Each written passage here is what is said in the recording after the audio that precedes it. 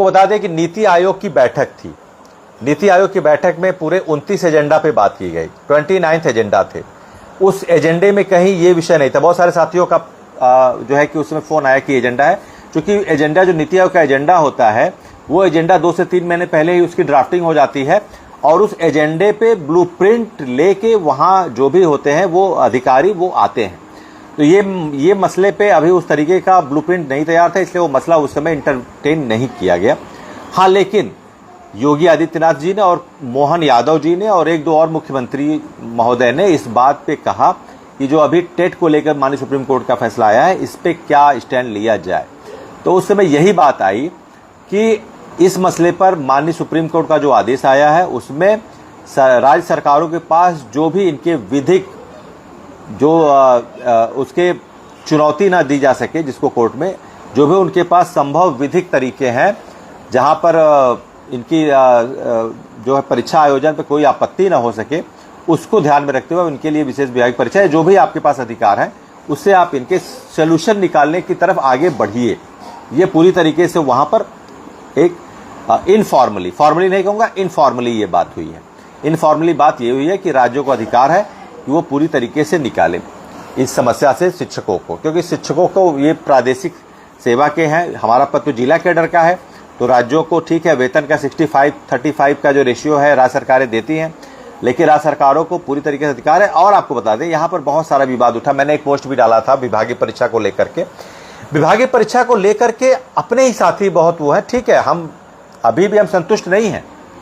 आप ये मत सोचिए लीगल टीम उत्तर प्रदेश के लिए लड़ाई लड़ रही है, लीगल टीम एमपी की लड़ाई, लीगल टीम पूरे भारत की। आज ही मेरी सुबह अंडमान निकोबार के हमारे साथी हैं, उनका फोन आया था, मेरी बात हुई, दमन दीव के साथी है, उनसे मेरी बात हुई थी परसों। तो हम सभी के लिए परेशान है। लेकिन समस्या जब कोई बड़ी आती है, जब अब मैंने एक उदाहरण भी दिया कि अगर जहाज डूबता है तो आपके पास अगर लाइफ जैकेट है तो पहले कोशिश ये होती है कि हम अगर नाव बचाने के लिए आ रही है तो पहले हम अपने आप को बचाएं, अपने उपलब्ध जो भी साधन है उनको भी हम इंटरटेन करें। लीगल टीम ने आपको कभी नहीं कहा कि आप मत पढ़िए, धरना में मत जाइए, परीक्षा मत दीजिए। हम लीगल लड़ाई के लिए शुरू से भी थे, अब भी है और आगे भी रहेंगे। हमने ये कहा था आपको कि आप परीक्षा दीजिए फ्री है, कभी हमने मना नहीं किया।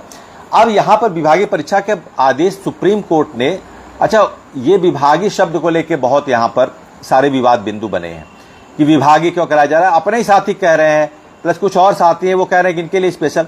ऐसा कुछ नहीं है। विभागीय परीक्षा 2014 में उर्दू के लिए हुआ था, हाईकोर्ट ने आपत्ति की थी, वो गलत पैरामीटर पे हुआ था, वहां सब्जेक्टिव आधार था, उसके लिए हाईकोर्ट को हाईकोर्ट में उसको अपील किया गया। तो हाईकोर्ट ने कहा कि ये पैरामीटर के अगेंस्ट आप नहीं करा सकते, और वो भाषाई आधार पर था।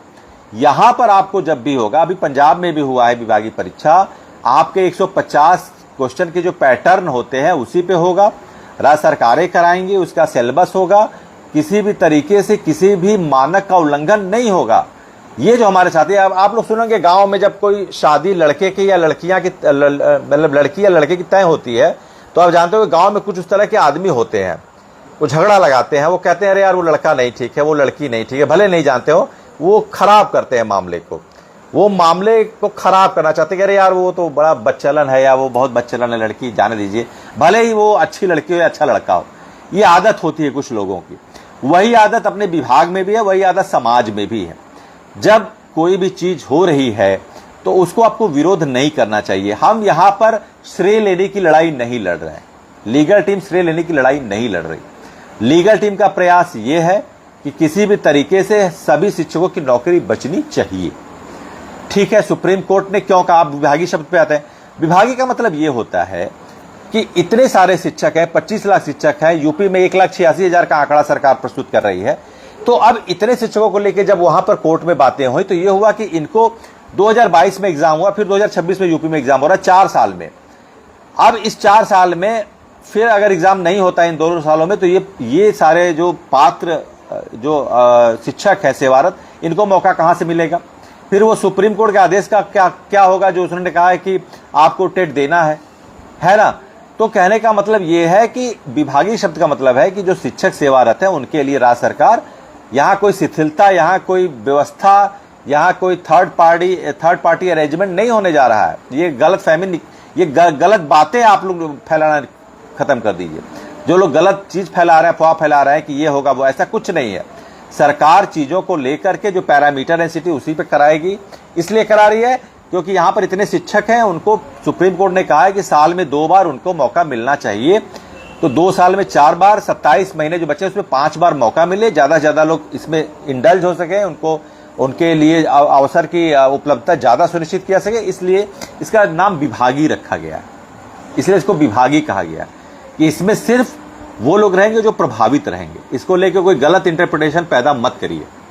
पहली बात, कोर्ट का ये आदेश 34 में साफ साफ लिखा हुआ है सेक्शन में कि needless to observe that all the state government and the competent authority to ensure the to conduct the TET examination twice a year periodically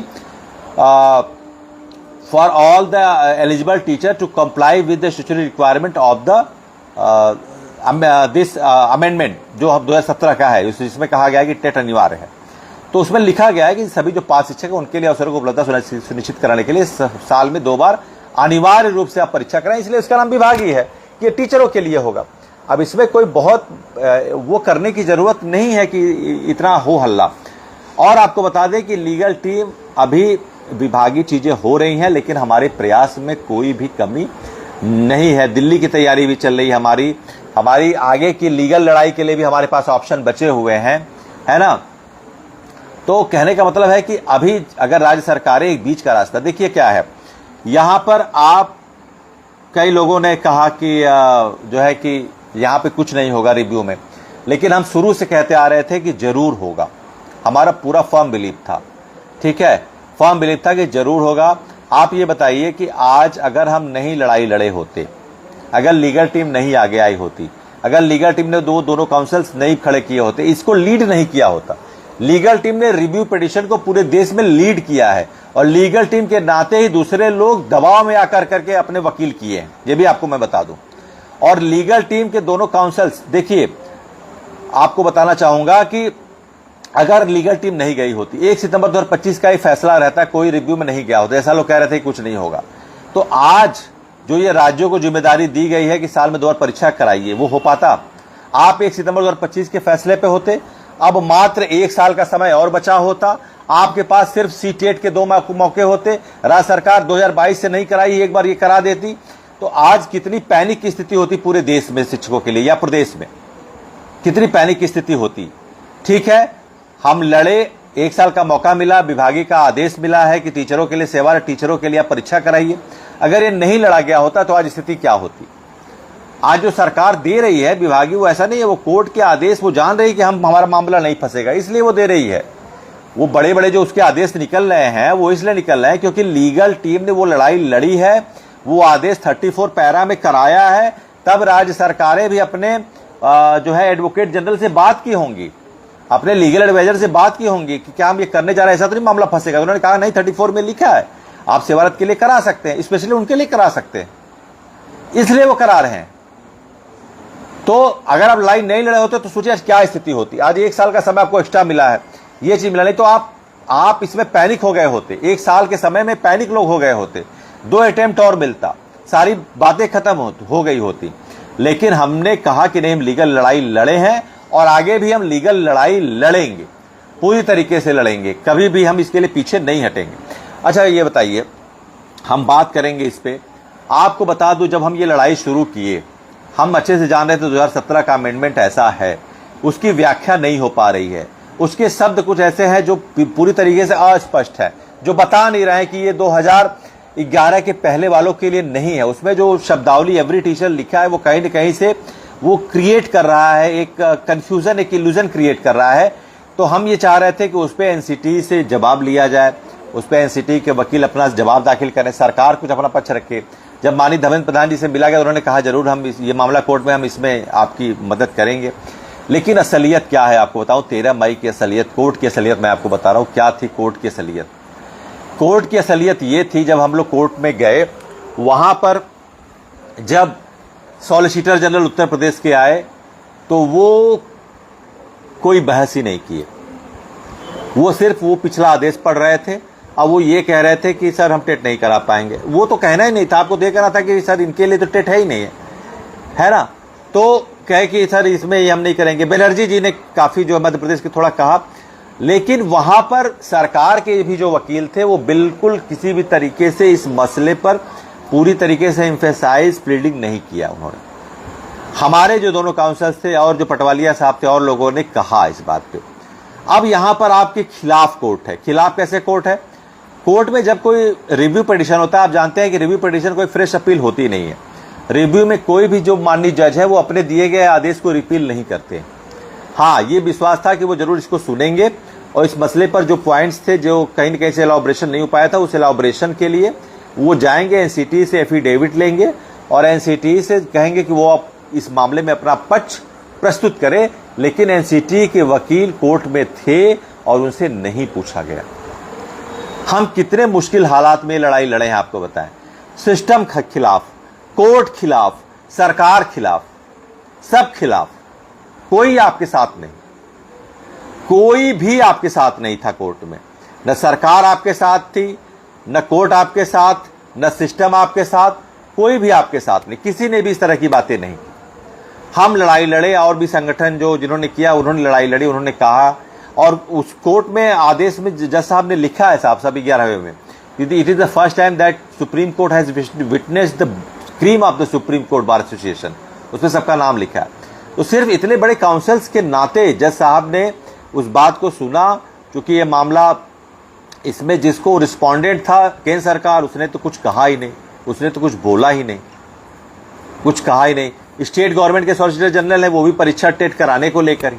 अब वहां पर कितनी कठिन लड़ाई हमारे लिए थी, आप बताइए।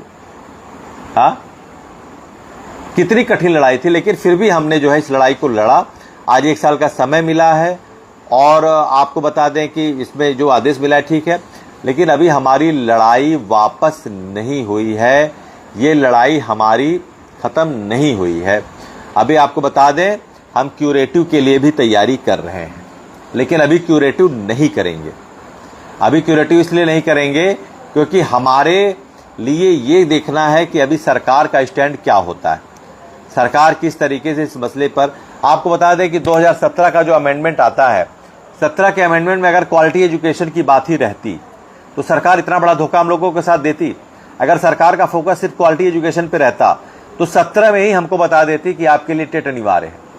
ये 9 से 10 साल बाद कोर्ट के माध्यम से सरकार ने बताया कि अब आपके लिए टेट अनिवार्य है। तो यहां पर वास्तव में क्वालिटी एजुकेशन की बात नहीं है, यहां पर पूरी तरीके से सरकार हमारे लिए एक ऐसा सिचुएशन क्रिएट कर दी जिसमें टीचरों के लिए पैनिक की स्थिति हो गई है ना।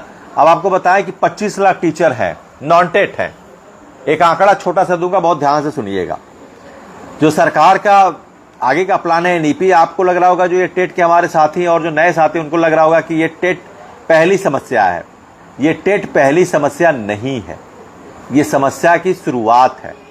ये बेसिक विभाग को, बेसिक एजुकेशन को अनप्रोडक्टिव घोषित करने का और भविष्य में इसको पूरी तरीके से पीपीपी मॉडल पर ले जाने का एक सुनियोजित प्लान है। इसमें 2020 एनईपी जो आया है पॉलिसी, फिर आगे के जो इनके फ्रेमवर्क हैं, उस फ्रेमवर्क में हमारे लिए आप देखे होंगे कि जो नीति आयोग की बैठक थी उसमें पीपीपी मॉडल को लेकर के बहुत बड़ा प्लान बनाने की बात कही गई है। और उसमें खासकर हमारा जो एजुकेशन डिपार्टमेंट है सोशल सिक्योरिटी का, उसमें कॉस्ट कटिंग की बात की गई है। कॉस्ट कटिंग क्या होती है? कॉस्ट कटिंग में समझिए, आप एक छोटा उदाहरण देख के बताता हूं। 25 लाख टीचर हैं, एक आंकड़े पे हो सकता है 24 लाख हो, 23 हो, 27 हो, कुछ भी हो, उससे ज्यादा भी हो सकते हैं। अमूमन 20 से 25 साल की सर्विस हमारी हो गई है और किसी भी टीचर की सैलरी 80 से 90 हजार के नीचे नहीं होगी, 1 लाख के आसपास होगी। मतलब एक महीने की सैलरी 25 लाख टीचरों की कितनी है? 24,000 करोड़। 24,000 करोड़ साल की कितनी हो गई? लगभग 3 लाख करोड़। 3 लाख करोड़ नॉन टेट टीचरों की भारत में सैलरी है, नॉन टेट टीचर। और टीचरों को जोड़ लेंगे तो यह संख्या 6 से 7 लाख करोड़ चली जाएगी। हमारे देश में 2026-27 का जो एनुअल बजट था वो 53.67 लाख करोड़ का था। कितना? 53.67 लाख करोड़ का था। ठीक है, 53 ट्रिलियन डॉलर जिसको कहते हैं, $53 ट्रिलियन, उतने का था, 53.67 लाख करोड़ का। उसका समझ लीजिए कि 10% से ज़्यादा वो वेतन में दे रहे हैं। अब इनके ध्यान में आया सरकार के कि ये तो बहुत बड़ा चीज़ है, और जहाँ पर हम मेडिकल में MBBS किए हुए डॉक्टर्स रखते हैं वो 40,000 रुपये संविदा में पढ़ा रहे हैं, तो इनको 1 लाख वेतन हम क्यों दें। तो ऐसा रास्ता निकाला जाए जिस रास्ते पर, देखिए मैं खुल के सारी बात बता रहा हूँ, जिस रास्ते पर हमारा कुछ वो भी ना हो और इनको क्वालिटी एजुकेशन के नाम पर हम पूरी तरीके से इनको परेशान करें। और यहाँ से शुरू हो गया, NEP शुरू होगा। अब NEP में आपको परफॉर्मेंस बेस्ड इंक्रीमेंट ये देने की बात कह रहे हैं, आपका वैल्यूएशन कराएंगे, आपकी सीट बनेगी, परफॉर्मेंस सीट बनेगी, उस परफॉर्मेंस सीट पे आपको मार्क्स देंगे, उसी हिसाब से आपके आगे इंक्रीमेंट प्रमोशन होंगे। ये तरीका है सरकार का। तो सरकार ने एक आंकड़ा जुटाया, सरकार ने, आपको याद है अक्टूबर-नवंबर में सरकार ने एक आंकड़ा दिया था कि कितने नॉन टेड टीचर हैं। वास्तव में वो सारा आंकड़ा ये अपनी कॉस्ट कटिंग का कर रहे हैं। ये सारा पहले पेंशन की लड़ाई थी, अब लड़ाई है वेतन की। ये पूरी तरीके से जो आगे के 10-15 साल हैं उसमें ये कॉस्ट कटिंग पे अपना पूरा फोकस किए हुए हैं। कई विभाग ऐसे हैं जो PPP मॉडल पे जा चुके हैं, और ये विभाग भी PPP मॉडल पे जाने के लिए सरकार तैयार कर रही है, क्योंकि हमारा विभाग नॉन रेवेन्यू जनरेटेड डिपार्टमेंट है। इससे सरकार कोई रेवेन्यू नहीं मिलता है, सोशल सिक्योरिटी का डिपार्टमेंट है, ये सरकार के उस पर चलता है, और सरकार इस पर कॉस्ट कटिंग करने के लिए पूरी तरीके से इसमें प्रयास कर रही है। लेकिन यही समय है कि हमको आपको अपना विरोध जताना है, अपना प्रयास करना है, और ये दिखाना है कि जिस देश में क्वालिटी एजुकेशन के नाम पर शिक्षकों का अगर शोषण हो रहा है, उनके साथ अन्याय हो रहा है, तो शिक्षक भी चुप नहीं बैठेंगे। बहुत सारे संगठन के हमारे साथी कहे कि लीगल टीम अगर नहीं आई होती तो अभी तक हम धरना दे के जो है कि हम करा लिए होते। लीगल टीम ने आपका हाथ पकड़ा था? लीगल टीम कोई सेंट्रल की रेगुलेटरी बॉडी है कि आपको परमिशन देगी, लाइसेंस देगी कि आप धरना करिए?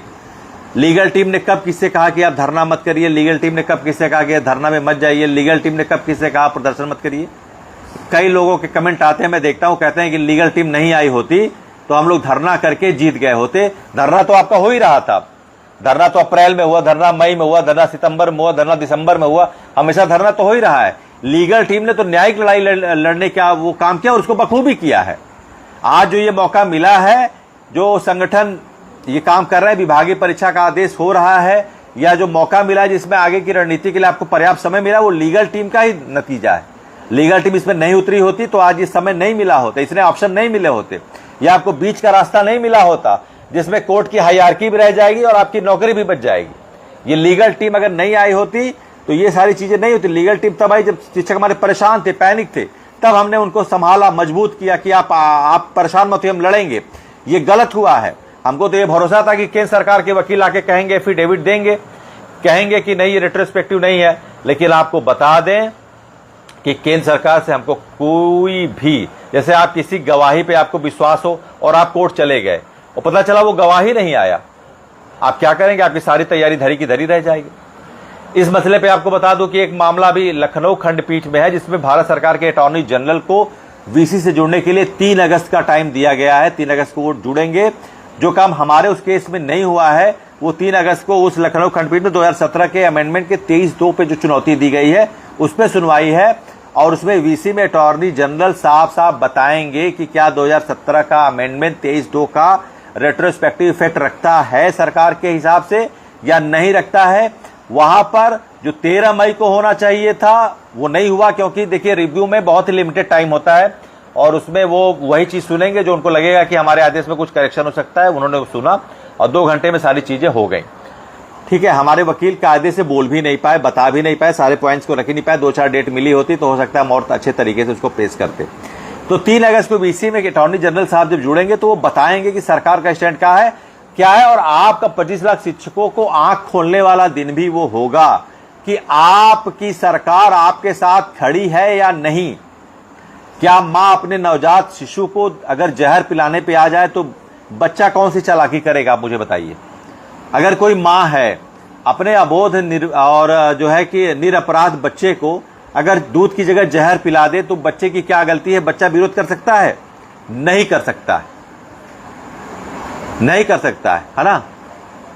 ये नहीं कर सकता है बच्चा। वही सरकार ने किया है, 2017 में अमेंडमेंट लाई। अगर हमारे लिए क्वालिटी एजुकेशन के लिए, शिक्षकों की नौकरी के लिए चिंतित होती तो वो ये कहती कि 17 अमेंडमेंट आ गया है, आप लोग जल्दी से जल्दी जो है इसको कर लीजिए। मैं तो दत्ता साहब का बहुत एहसान मानता हूं। दत्ता साहब, आदरणीय दत्ता साहब ने बहुत कुछ सरकार के खिलाफ जाके किया है। सरकार तो वास्तव में आपके खिलाफ जा रही है। दत्ता साहब ने 2 साल का टाइम दिया, फिर हमने जब गया तो फिर उन्होंने सिंपैथी की, 1 साल का समय दिया और राज्य सरकारों की जिम्मेदारी तय कर दी कि राज्य सरकार भाग ना पाए। पता है, राज्य सरकारें फंसा देती आपको, नई परीक्षा कराती, आप क्या कर लेते, कह देती कि ठीक है एक ही बार कराए हैं। ये तो दत्ता साहब का बहुत बड़ा योगदान है कि दत्ता साहब ने आपको 2 बार आपको मौका दिया। एक बार 2 साल का मौका दिया, 1 साल का मौका दिया और सबसे बड़ा उन्होंने 34 में कह दिया कि it would be the whole some liabilities of the state government to ensure that all the affected shooters teacher should comply the minimum statutory requirement as per given by the amendment of 2017। ये तो दत्ता साहब ने हमारे लिए बहुत favour का बात किया। वो तो हम लोग बाद में समझे। अक्सर आपको जो दिखाई देता है वो नहीं होता है, पर्दे के पीछे कोई और नियोजक है, वो केंद्र सरकार नियोजक है हमारी। यह मैं आपको बताना चाहूंगा। इसीलिए ये ऐसी बात कर रहे हैं, ये खुल के एक स्टेटमेंट नहीं आया 9 महीने में। आज 9 महीना हो गया, 25 लोगों की समस्या होती है।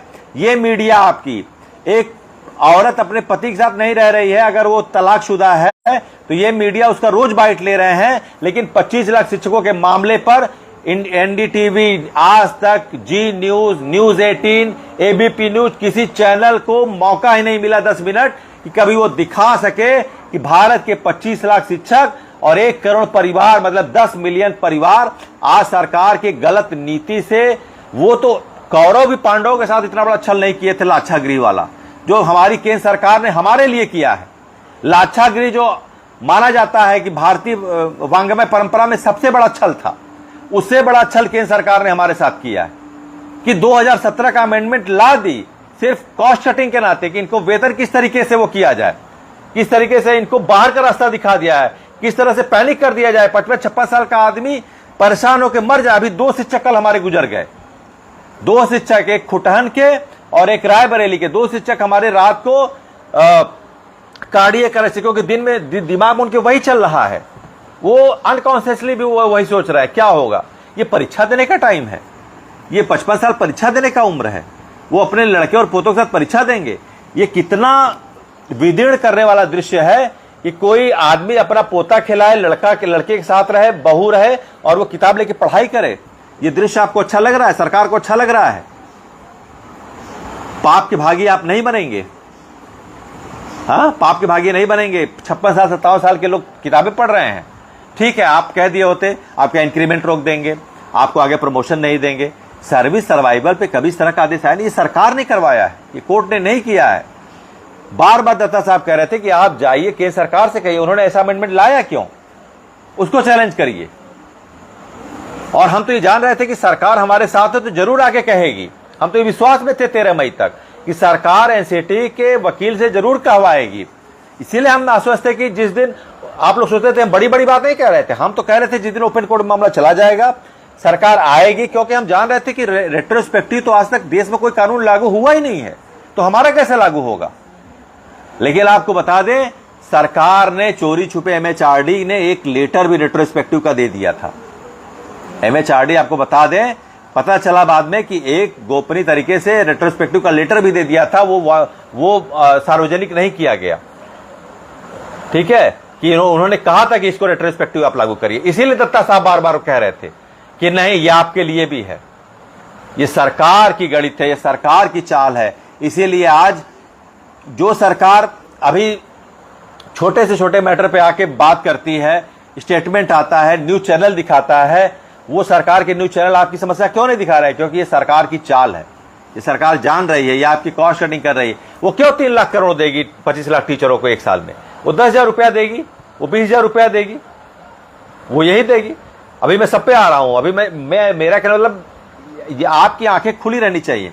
हमने लीगल लड़ाई नहीं लड़ी होती, लीगल टीम ने लीगल लड़ाई नहीं लड़ी होती, तो आज आपकी और स्थिति खराब होती। 1 साल का समय और राज्यों को जिम्मेदारी इस लीगल टीम की लड़ाई के नाते ही मिला है। और हम तब ये लड़ाई लड़ रहे हैं उस कंडीशन में जब सब आपके खिलाफ है, कोर्ट खिलाफ, सरकार खिलाफ, सिस्टम खिलाफ, एविडेंस भी आपके खिलाफ है, टेस्टिमोनियल भी आपके खिलाफ है। टेस्टिमोनियल बेस्ड जजमेंट दिए जाते हैं, वो टेस्टिमोनियल भी आपके खिलाफ है, वो भी सरकार कह रही है। कोर्ट कह रहा है कि सरकार ने आपको कहा, रेट्रोस्पेक्टिव कह रही है कि रेट्रोस्पेक्टिव, इसमें टीचर लिखा है, इसमें यह नहीं लिखा है कि teacher afterwards to enactment of the act, ये नहीं कहा है सरकार ने। तो कहने का मतलब ये है कि जब माँ ही अपने बच्चे को दूध की जगह जहर पिला दे तो बच्चे की क्या गलती है। 17 का अमेंडमेंट अगर क्वालिटी एजुकेशन की बात होती तो 19 में इन्होंने लाया गुपचुप। इतने सारे अमेंडमेंट आते हैं, अभी महिला आरक्षण अधिनियम आया, इतने रील बनने लगे, कहां से बनने लगे, महिलाओं के प्रदर्शन होने लगे, वो सब हुआ। और 17 का अमेंडमेंट 25 साल पहले के टीचरों के लिए आया और मीडिया में नहीं आया, कहीं अखबार में नहीं आया। आप जरा खोलिए 2017 का कोई दैनिक जागरण या अमर उजाला और हिंदुस्तान, क्या आपको कभी दिखेगा? और वास्तव में 2017 का अमेंडमेंट तो इसके लिए था ही नहीं, वो तो वास्तव में ट्रेनिंग के लिए था।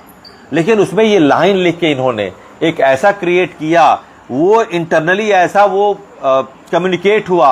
उसको कोर्ट में जब ये अल्पसंख्यक का मामला गया, उसमें अटॉर्नी जनरल का जो रोल आया, उसमें इस तरीके से इस मामले को उठाया गया। अगर हमारे लिए जरूरी होता तो 8 साल में, अच्छा ये बताइए, आपके लिए कोई एक कार्रवाई भी होती, वेतन भी कटता है, तो आपको उसका स्पष्टीकरण का एक पत्र दिया जाता है। आपको नौकरी में रहने के लिए टेट 2 साल के अंदर देना है। भारत के 28 राज्य और 8 केंद्र शासित प्रदेश के किस एक शिक्षक को 2017 के बाद एक नोटिस मिली है कि वो नॉन टेट है, उसको टेट करना है? कोई एक शिक्षक बता दे, कोई है? कोई नहीं है। किसी एक को, not a single teacher has received any type of notice that he is eligible to give the TET examination within the time period given by the amendment. किसी को भी नहीं दिया गया। ये तो बहुत बड़ा धोखा है। इट्स अ वाइट मिस्चीफ, एकदम खुला धोखा है। इससे बड़ा धोखा तो हो ही नहीं सकता है। वो सरकार ने किया, इसीलिए कोर्ट में लड़ाई लड़के आपने सरकार को और ओपन किया है। सरकार और ओपन हुई है। जो आपको लग रहा था कि सरकार कहेगी करेगी, हम इसीलिए लड़े कि सरकार कम से कम रिवील हो, सरकार कम से कम आए सामने। हमको समय तो दत्ता जी ने दिया, उनका बहुत बहुत आभार है, और लड़ाई के लिए समय दिए हैं। सरकार तो कम से कम ये खुल के कह रहे, जैसे मुझे भरोसा है आप पे मेरे लिए गवाही देंगे, लेकिन तब तक भरोसा रहेगा जब तक आप उस विटनेस बॉक्स में नहीं आ जाते। लेकिन जिस दिन विटनेस बॉक्स में आके आप हमारे खिलाफ चाहे हमारे पक्ष में बोल देंगे, मेरे लिए उसी दिन सारी समस्या का हल हो जाएगा। क्योंकि हम एडमिट कर लेंगे कि आप हमारे साथ नहीं हैं या आप हमारे साथ हैं।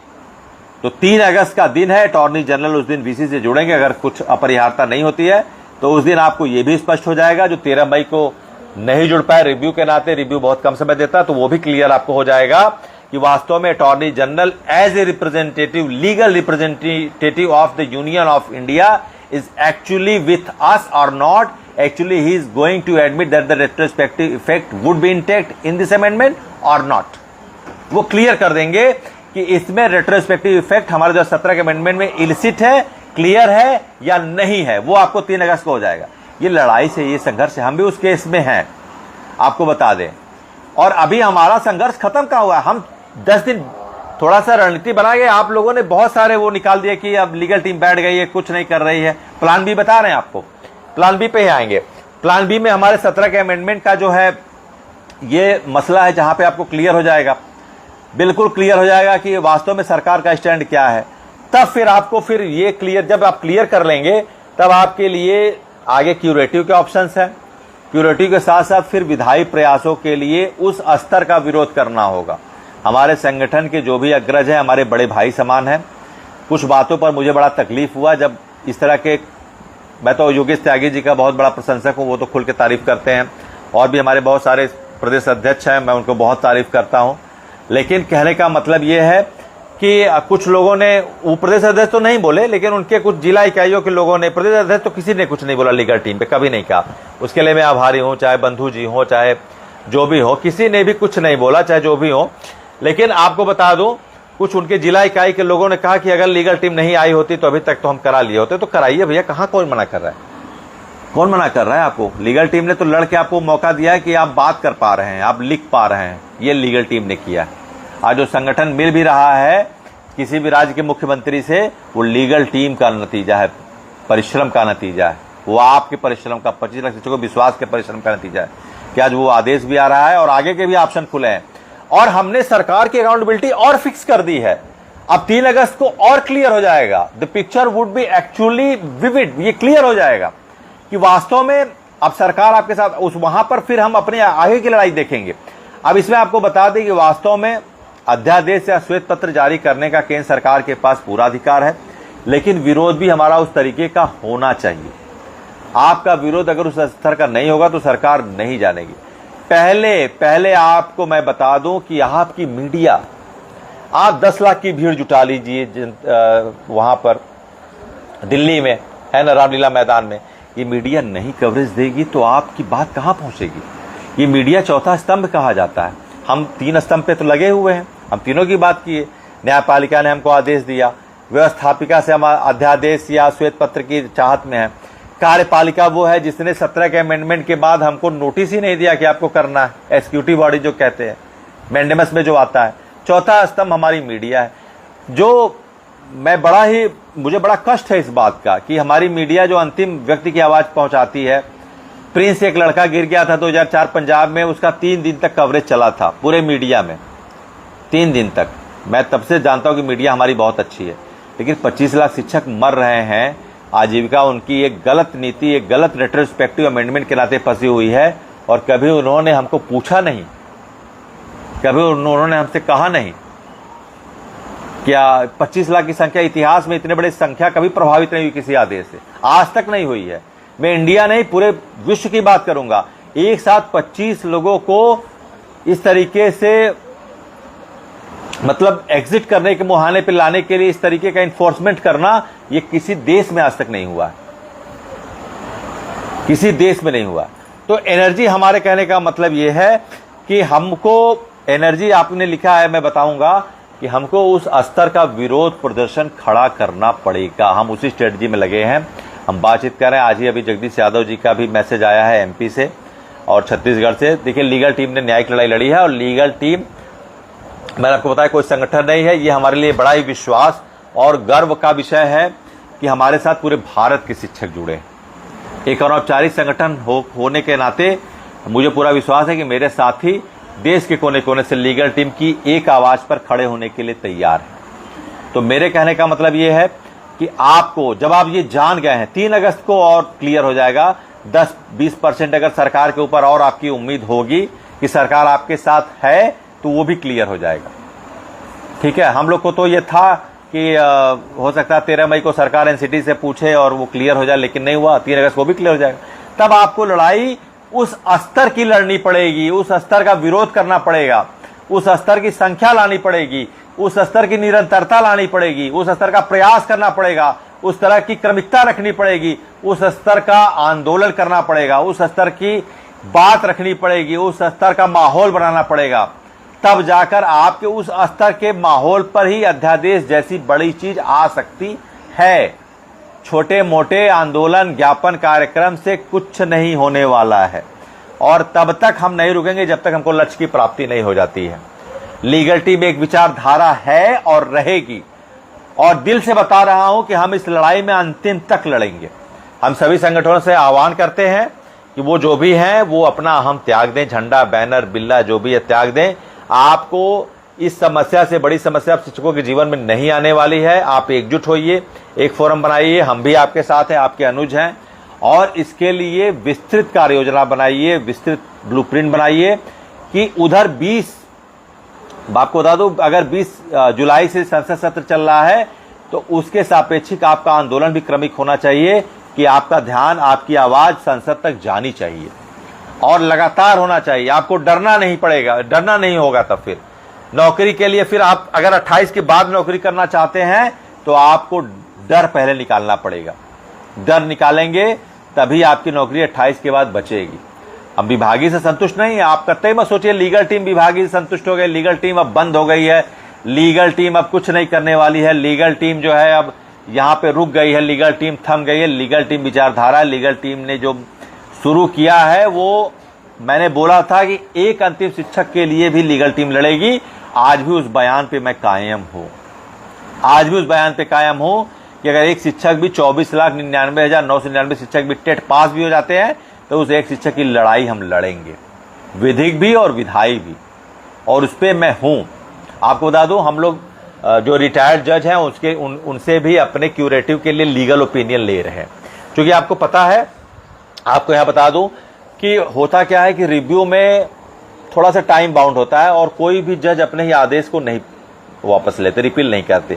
ठीक है, उतना समय नहीं मिला, लेकिन क्यूरेटिव में क्या, क्यूरेटिव में आपके पास ऑप्शन होते हैं। ये हमारा एक फिनाले लिटिगेशन होता है, ये लास्ट लिटिगेशन होता है जो बहुत ही विस्तृत होता है। संवैधानिक पीठ, वृहद पीठ या क्यूरेटिव, 3 शब्दों से जाना जाता है। इसमें आपके 3 सीनियर जज रहेंगे। सूर्यकांत जी रहेंगे सीजीआई साहब, नागारत्नम जी रहेंगी जो महिला है, जो अभी एक उन्होंने एयरटेल के मामले में एक महिला जो अपाहिज हो गई थी किसी एक्सीडेंट में, उसको 50 लाख का उन्होंने वो क्लेम दिलाया। और विक्रमनाथ जी हैं जो अभी वो डेली वेजर्स के लिए उन्होंने बहुत अच्छे आदेश दिए हैं। ये 3 हमारे सीनियर जज रहेंगे। बाकी हमारे ये दोनों जज मसीह साहब और दत्ता साहब भी रहेंगे, लेकिन वहां पर हमारे 3 मुख्य जज रहेंगे और 3-2 के रेशियो से इसकी सुनवाई होगी। और उसको लिए हम कर रहे हैं लीगल ओपिनियन ले रहे हैं। क्योंकि देखिए, क्यूरेटिव कब होता है? क्यूरेटिव तब होता है जब आपके मसले पर यह देखा जाता है किसी न किसी संवैधानिक बिंदु की उपेक्षा की गई है, किसी न किसी संवैधानिक बिंदुओं पर उतना समय या उतनी बात नहीं की गई जितनी अपेक्षित थी, कहीं न कहीं कार्मिकों के उस बिंदु को, उनके अधिकारों को कहीं न कहीं से पर्याप्त समय नहीं मिला है, तब उसके लिए एक सर्टिफिकेशन होता है, एक बड़े काउंसिल सर्टिफिकेट लिखते हैं कि why it should be heard in the constitutional bench. इसको क्यों सुना जाना चाहिए संवैधानिक पीठ में, उसके लिए वो सारे रीजन लिखते हैं, उसके लिए वो सर्टिफिकेशन लगता है। और लीगल टीम क्यूरेटिव में जाएगी। अगर 25 लाख शिक्षक विभागीय परीक्षा में पूरे देश के पास हो जाएंगे तब भी हम जाएंगे, क्योंकि हम इसकी नीतिगत विरोध में हैं। पहले दिन से ही नीतिगत विरोध में थे, हैं और रहेंगे कि बहुत सारी खामियां हैं। रेट्रोस्पेक्टिव लागू नहीं हो सकता। ठीक है, आपने लागू किया क्वालिटी एजुकेशन के नाम पे, तो बताया क्यों नहीं? अब ये सारे पॉइंट्स हम ले जाएंगे कॉन्स्टिट्यूशनल बेंच में, सारे पॉइंट्स ले जाएंगे। जो हमको समय यहां नहीं मिला वहां पर पूरी सुनवाई होगी, ले जाएंगे। भले आप सब पास हो जाइए टेट, आप बिल्कुल परीक्षा दीजिए। एक बात बहुत डिस्क्लेमर के साथ कहना चाहूंगा, ये अफवाह कोई नहीं फैलाएगा। कभी भी लीगल टीम ने, बहुत साफ सुन लीजिए, जो भी हमारे अफवाह गैंग के लोग हैं सम्मानित, कि लीगल टीम ने कभी किसी को परीक्षा देने से पहले दिन से ही मना नहीं किया है। परीक्षा तब भी दीजिए, अब भी दीजिए। आपकी नौकरी को बचाने के लिए आपके उपलब्ध जो भी विकल्प है उन पे भरपूर प्रयास करिए। हमको श्रेय नहीं लेना है कि हमने लीगल तरीके से लड़ाई को जीत के और बहुत बड़े हम नेता हो गए हैं। आपकी नौकरी बचाना हमारा प्रमुख ध्येय था, है और रहेगा। आप पढ़िए, विभागीय दीजिए, जनरल टेट दीजिए, सी टेट दीजिए, यूपी टेट दीजिए, जो भी देना है पहले दिन से दे रहे हैं। धरने में जाइए, जो भी करना है। हमारी जो लड़ाई है वो लड़ाई हम लड़ रहे हैं और लड़ेंगे। हम रणनीति में ही लगे हैं। अभी मैं जो बैठा हूं, मेरी 10-15 दिन से इस रणनीतियों पे बात हो रही है हर जगह। मैं बैठा नहीं हूं। अब आपको 2 से 3 दिन में लगातार मैं जो है इन बातों पे नहीं बता सकता, थोड़ा समय लगता है। जून में वैसे भी कोर्ट बंद है हमारा, जून में वैसे भी हमारे बहुत सारे साथी यूपी टेट की तैयारी में भी लगे हैं, तो मैं डिस्टर्ब नहीं करना चाहता। अब बात समझिए, व्यवहारिक पक्ष यही है कि अगर कोई साथी तैयारी कर रहा है तो अभी हम वो क्रिएट नहीं कर दें कि आप चलिए धरने में भी आइए। और लीगल टीम अभी धरने के लिए इस तरह, वो तो संगठन जो भी करेंगे हमारा पूरा सपोर्ट है, उनको पूरी तरीके से सपोर्ट है, तो हम वो पैनिक नहीं कर रहे हैं।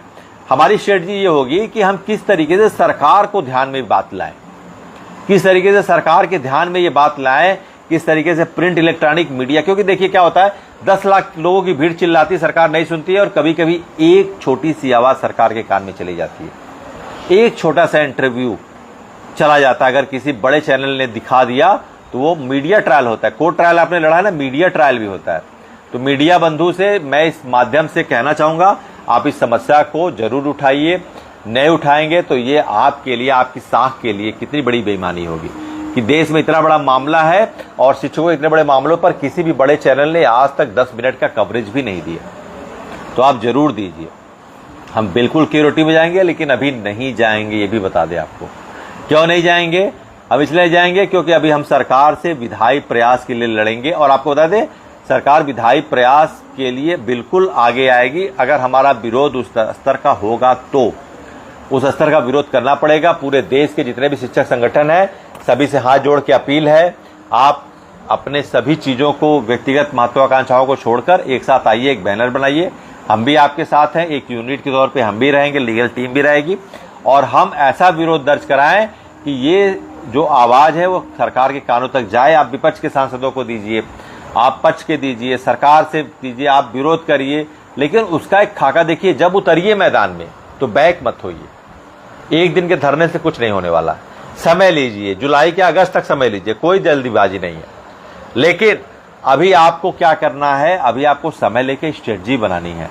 जब तक अरुणाचल के किब्यूथू से लेके गुजरात के कच्छ तक, जब तक इंदिरा कॉल लद्दाख से लेकर इंदिरा पॉइंट तमिलनाडु तक के शिक्षक संघ एक साथ एक फ्रेम में नहीं आ जाते हैं, आपके संगठन की एकीकृत आवाज सरकार तक नहीं पहुंचती, सरकार तक मैसेज नहीं जाता है कि हम शिक्षक अपने उस 17 का जो अमेंडमेंट हमने धोखे से किया उसके खिलाफ जानकारी इनको हो गई है, तब तक सरकार नहीं करने वाली है।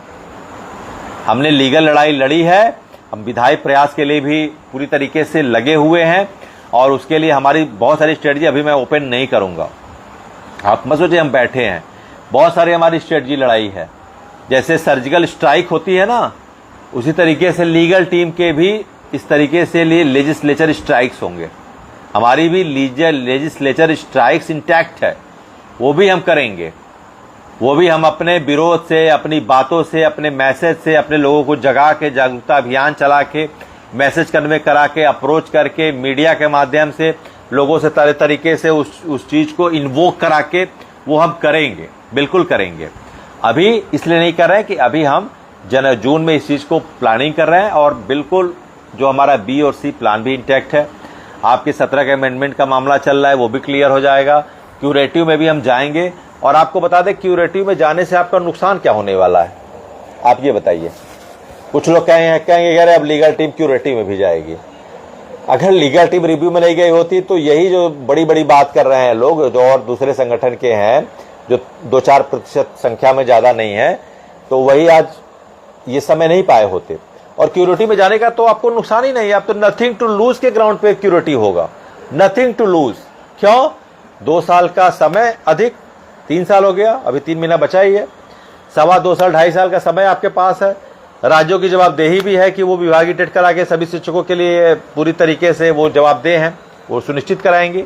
और क्यूरेटिव में जाने से तो ये तो होगा नहीं कि आपका 2 साल छीन लिया जाएगा, ये आदेश वापस हो जाएगा, आपको वहां से कुछ मिलेगा ही। हो सकता है विस्तृत विश्लेषण हो जाए। 2017 के अमेंडमेंट पे 3 अगस्त के इस अगर स्टेटमेंट फेवर में आता है और कुछ चीजें ऐसी रहती है जो थोड़ी सी न्यूट्रल टू पॉजिटिव रहती हैं, तो उसको क्यूरेटिव में हम लगा के सरकार अगर कहीं से बैकफुट होकर इस बात पे कहती है तो क्यूरेटिव में हो सकता है आपको 2011 के पहले वालों को छूट मिल जाए। क्योंकि वास्तव में जो रिव्यू था उसकी लिमिट थी। रिव्यू में क्या होता है, लिमिट थी, वो जज अपने फैसले को वापस नहीं लेते, ये बात को समझिए बार बार मेरे, वो नहीं लेते, उसमें सिर्फ करेक्शन करते हैं। और वास्तव में उसमें सरकार अगर कहती होती, मीनवाइल 13 मई को उसने कोई जवाब दे दिया होता तो हो सकता है तब कुछ बातें होती। लेकिन क्यूरेटिव ऑप्शन है, उसके लिए हम करेंगे, जाएंगे भी। लेकिन यहां सरकार पूरी तरीके से रिवील हो गई है। सरकार को लेकर के अब मन में ये है कि अगर 10-20% भ्रम है तो वो 3 अगस्त को दूर हो जाएगा और सरकार ही असली नियोजक है।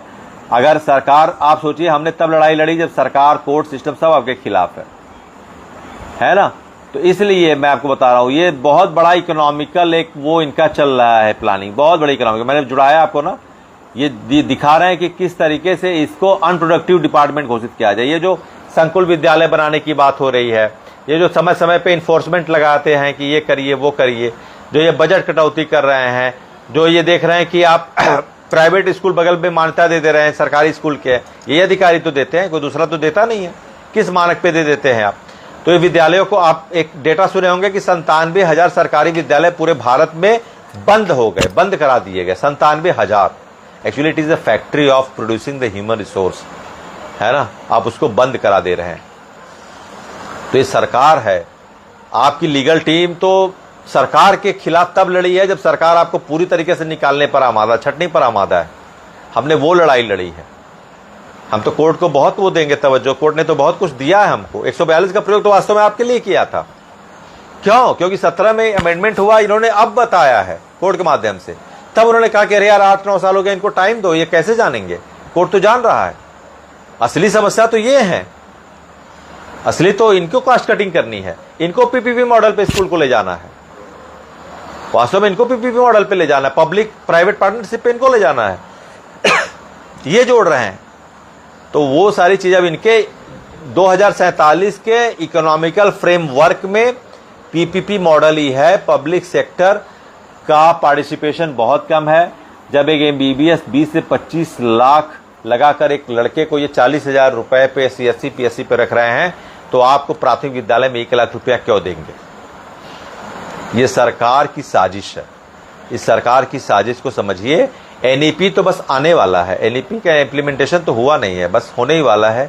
आप देखेंगे उसमें आप पे इतने मानक तय करेंगे, इतने पैरामीटर लगाएंगे, इतने इन्फोर्समेंट लगाएंगे कि आपको लगे। ये स्थिति हो गई है कि हमारे शिक्षक सोच रहे हैं कि कब रिटायर हो जाए। सोचिए, जहां पर शिक्षकों को नौकरी भी 15-20 साल बची है, जहां उनको पढ़ाना चाहिए, जहां पे काम करने का एक वर्क कल्चर होता है, वर्क सेटिस्फैक्शन होता है, इंजॉयमेंट होता है, आज बेसिक शिक्षक पूरे देश में स्थिति हो गई है कि जब वो किसी को सुन रहा है, कोई कह रहा है कि मेरा तो 3 ही साल बचा है, तो वो ये एक हाइपोथेटिकल सपोज कर रहे हैं कि काश मेरा भी होता, मैं भी निकल जाता इस विभाग से, भगवान करे मैं भी निकल गया होता। इतना डरे हैं इस विभाग से। ये कैसे उत्पादकता लाएंगे हम आप, जहां नौकरी करना मुश्किल हो गया है, जहां सरकार आपको डरा के रख रही है, पैनिक करके रख रही है, वहां पर यह स्थिति हो गई। नए नए अभी जो 45 साल के लोग हैं, जिनकी 17 साल सर्विस है, कह रहे हैं कि काश यार हम भी जल्दी से रिटायरमेंट आ जाता। जब ये स्थिति आ जाएगी लोगों को, तो वो कहां से क्लासरूम में प्रोडक्टिविटी। एक कहावत है, you can draw horse to the pond but can not make it drink. आप घोड़े को जबरदस्ती ला सकते हैं तालाब पे, लेकिन जबरदस्ती पानी नहीं पिला सकते हैं। तो टीचर से आप स्कूल में उपस्थिति तो ला सकते हैं, लेकिन जबरदस्ती नहीं पढ़वा सकते हैं। जब तक शिक्षक को उसकी सेवा सुरक्षा नहीं मिल जाती, शिक्षक को यह नहीं पता रहता कि शिक्षक को नहीं अश्योर करते हैं कि उसकी सेवा सुरक्षा संरक्षित है, उसकी नौकरी संरक्षित है, उसकी उपादेयता संरक्षित है, सरकार उसके लिए हर संभव खड़ी है, तो वो कहां से देश के भविष्य के मानवीय संसाधनों को तैयार कर सकता है? कर सकता है? नहीं कर सकता है। 70% आबादी अभी भी गांव में रहती है। अभी भी वो शिक्षक जिम्मेदारी निभा रहे हैं जो बच्चों को तैयार करते हैं गांव के। जब वो सुरक्षित है, उनकी सेवा सुरक्षित है, उनकी तलवार लटकी हुई है, जिनके लिए आप इतनी कॉस्ट कटिंग कर रहे हैं, इतनी प्लानिंग ला रहे हैं, वो शिक्षक कहां से आपको उपादेयता दे सकते हैं? कहां से उत्पादकता विभाग में ला सकते हैं? नहीं ला सकते हैं। तो ये सरकार है actually the main culprit. I would like to officially announce before you, the main culprit is central government. Central government ही मुख्य नियोजक है। वही 17 अमेंडमेंट लाई, आपको बताई नहीं, 8 साल बाद कोर्ट से दिलवाती है, आपको आपके एग्जीक्यूटिव बॉडी आपके सचिव के माध्यम से बताती तक नहीं है। इतना बड़ा धोखा, बताती तक नहीं है कि आपको देना है 2019 के पहले टेट। तो उसकी लड़ाई आपकी लीगल टीम नहीं लड़ी होती, आज हमारे कितने शिक्षक साथी काल कलवित हो गए होते। आज 1 साल से कम का समय होता, 1 सितंबर 2025 का आदेश अभी इंटैक्ट होता, और वास्तव में स्थिति कितनी भयावह होती। राज्य सरकार की जिम्मेदारी भी नहीं होती। जो आज विभागीय का आदेश ये सब आ रहा है, ये लीगल टीम की लड़ाई का नतीजा है कि वो विभागीय का आदेश भी आ रहा है, लेकिन संतुष्ट नहीं है। अभी हम एक एक शिक्षक एक एक प्रदेश के लिए लड़ाई लड़ेंगे। ये तो लिखना आप बिल्कुल छोड़ दीजिएगा कि यह लीगल टीम यूपी के लिए लड़ रही है। हम एक एक प्रदेश के लिए लड़ेंगे, एक एक शिक्षक के लिए लड़ेंगे। वो तो आया है, यूपी गवर्नमेंट आई, एमपी लाई, उत्तराखंड लाई, सब लाए, कोई दिक्कत नहीं। और हमारे शिक्षक फ्री हैं विकल्पों के लिए कि वो किसी तरीके से अपनी सेवा को बचा ले जाए। बिल्कुल, हम किसी तरीके से, हमको कोई आपत्ति नहीं, हमको कोई श्रेय नहीं लेना है, हमको कोई मठाधीशी नहीं करनी है, कोई नेतागिरी राष्ट्रीय नहीं करनी। हमारी कोशिश ये है, संतोष सिंह बघेल और उनके टीम की कोशिश ये है कि हर एक शिक्षक की नौकरी बचनी चाहिए। ये हमारी लीगल टीम का प्रयास है कि आप लीगली सही हैं। लीगल टीम मतलब यू आर लीगली राइट। आप गलत है नहीं, आपकी मांग गलत नहीं है, आपकी मांग बिल्कुल नहीं गलत है। तो इसलिए हमारा कहने का मतलब यह है कि आप इस कोशिश में हमेशा रहिए कि जो भी उपलब्ध विकल्प हैं उनको व्यवहारिक पक्षों को देखते हुए आप उस पर विचार करिए, उस पर पूरी तरीके से करिए। और लड़ाई हमारी तो अभी खत्म कहाँ हुई है, अभी लड़ाई है ना पूरी हमारी चलेगी। अभी हम क्यूरेटिव भी जाएंगे, 3 अगस्त वाले भी मैटर पे हम लगे हुए हैं। और उसके बाद सरकार के विधायी प्रयास के लिए आपका आंदोलन, जो हमारे संगठन के लोग हैं उनसे मैं कहना चाहूँगा कि वो आगे आएँ और आगे आकर इस मसले पर उस स्तर का विरोध करें जिस स्तर का विरोध अपेक्षित है। तभी ये मामला अध्यादेश श्वेत पत्र के लिए हो पाएगा, नहीं तो नहीं हो पाएगा। सरकार ने कितनी स्ट्रेटजी से लड़ाई लड़ी है, आप ये बताइए कि आप 5 साल के लोगों को छूट दे दिया। आपके स्कूल में अगर 5 लोग हैं तो एक तो वो हो गए 5 साल से कम वाले, एक वो हो गए जो टेट पास है, एक शिक्षा मित्र हो गए, एक अनुदेशक हो गए, एक वो शिक्षक हैं जो अभी पास होते जा रहे हैं। हर बार जितनी बार टेट एग्जाम होगा, गुणोत्तर श्रेणी में उतने शिक्षकों की संख्या कम होती जाएगी। समझ रहे हैं मेरी बात? गुणोत्तर श्रेणी में वो संख्या कम होती जाएगी। इस बार भी सीटेट में, जैसे पंजाब में विभागीय टेट से 2 लाख लोग पास हो गए, सीटेट में बहुत लोग हो गए, 20 से 22 लाख लोग बचेंगे। अगली बार होगा और कम लोग होंगे। तो सरकार, आप चाहेंगे भी तो विद्यालय बंद नहीं कर सकते हैं। विद्यालय बंद कर सकते हैं आप? नहीं बंद कर सकते हैं। आपके साथ 4 साथी और हैं और मुझे नहीं लगता वो साथ देंगे। आपको देना चाहिए लेकिन नहीं देंगे। देना चाहिए इसलिए क्योंकि उनकी सेवा है, वो सस्पेंड हो जाएंगे, वो उनका वेतन कटेगा। क्योंकि एनईपी आ रहा है तो वो तो आपके लिए भी कठिन होगा। आज अपने इन भाइयों का साथ नहीं देंगे तो कल को आपकी भी जो है नौकरी खतरे में रहेगी। मेरी बात ध्यान सुनेगा, आने वाले 10 से 15 साल ही बेसिक विभाग के लिए सर्वाइवल है। उसके बाद ये विभाग रहेगा नहीं, ये भी तय नहीं है। वो पीपीपी मॉडल पे चला जाएगा। तो आपको ये प्रयास करना है कि आने वाले समय के लिए पूरी तरीके से उस स्तर का विरोध होना चाहिए, नहीं तो विभाग का भविष्य बहुत ही अंधकारमय है। मैं आपको बताने जा रहा हूं। आप यहाँ वो शेर है ना कि लगेगी आग तो आएंगे हर घर जद में, यहाँ सिर्फ मेरा मकान थोड़ी है। राहत इंदौरी जी का शेर है ना, सब लोग आएंगे। अगर आप सेंट्रल गवर्नमेंट के तानाशाही मनमाने इस विषय पर एकजुट नहीं हुए, विरोध नहीं किए, उस स्तर का नहीं किए, तो सब लोग उस जद में आएंगे। आज मेरी बारी, कल आपकी बारी बिल्कुल आएगी, है ना। तो इसलिए ये तो बहुत बड़ा धोखा हुआ है। बीजेपी गवर्नमेंट ने बहुत बड़ा धोखा किया है हमारे साथ 17 के अमेंडमेंट केस के साथ। शिक्षकों को भले ठीक है, आपने क्वालिटी एजुकेशन पे लाया होता, बता तो दिया होता। आज से 8 साल कम से कम एज हमारी कम तो रहती, हम पास कर लिए होते। आज हमारे 56 साल के लोग कम से कम 46 साल के होते, 48 साल के होते, स्थितियां ठीक रहती, उनके पास और समय रहता। इतना गन पॉइंट पे रख के तो कोई काम नहीं कर रहा था। आप तो गन पॉइंट पे रखवा दिए हैं कि करो नहीं तो जाओ, शूट आउट। ये स्थिति हो गई देश के शिक्षकों की, है ना। तो इसलिए कहने का मतलब ये है कि देखिए, जो लोग शिक्षक नहीं है उन्हीं को ये खराब लग रहा है है ना। जो शिक्षक नहीं है उनको जरूर खराब लग रहा है, यार शिक्षकों की पीड़ा शिक्षक ही समझेंगे, बाहरी नहीं समझेगा। जो इस परेशानी से गुजर रहे हैं वही समझेंगे, बाहरी कतई नहीं समझने वाले हैं। तो लीगल टीम आपके लिए विधायी प्रयास के लिए लड़ रही है, अपनी स्ट्रेटजियम बना रहे हैं किस तरीके से अपनी आवाज़ पहुंचा सकते हैं सरकार को, उनसे मिलने के लिए, उनसे बात करने के लिए, उनकी आवाज़ पहुंचाने के लिए। प्लस हमारा दोनों जो और लीगल एलिमेंट्स हमारे जो हैं उस पर भी हमारी पूरी तरीके से नज़र है। एक तो 2017 के अमेंडमेंट वाली बात जो 3 अगस्त को है, दूसरा क्यूरेटिव में भी हम पक्का जाएंगे, चाहे भले भारत के पूरे शिक्षक टेट पास हो जाए तब भी हम जाएंगे। तो सारी लड़ाई हमारी इंटैक्ट है और हम जरूर इस मसले पर कोई भी चीज़ छोड़ेंगे नहीं। जी बिल्कुल, तानाशाही तो चली रही है, उसी के लिए आपका प्रयास। अब संगठनों की साख का सवाल है। संगठन अब नहीं जागे तो कभी नहीं होगा। अब आपको मौका फिर नहीं मिलेगा। संगठन अब नहीं, अभी नहीं तो कभी नहीं। मैं सभी संगठनों के साथ हूं। आप मुझे याद करेंगे, हमारी टीम को याद करेंगे, लीगल टीम को आप याद करेंगे, प्रदेश के देश के किसी भी कोने में याद करेंगे, तो मैं Santosh Singh Baghel, founder legal team, आपके साथ हूं। मैं आपको बताना चाहूंगा। और आप जो भी मुझे जिम्मेदारी देंगे इस विरोध के लिए, मैं अपने तन मन धन से तैयार हूं, पूरे तरीके से तैयार हूं। और विधायी प्रयास के लिए आंदोलन बड़ा होना ही चाहिए। हम विभागीय परीक्षा से संतुष्ट नहीं हैं, ये गलत नीति है।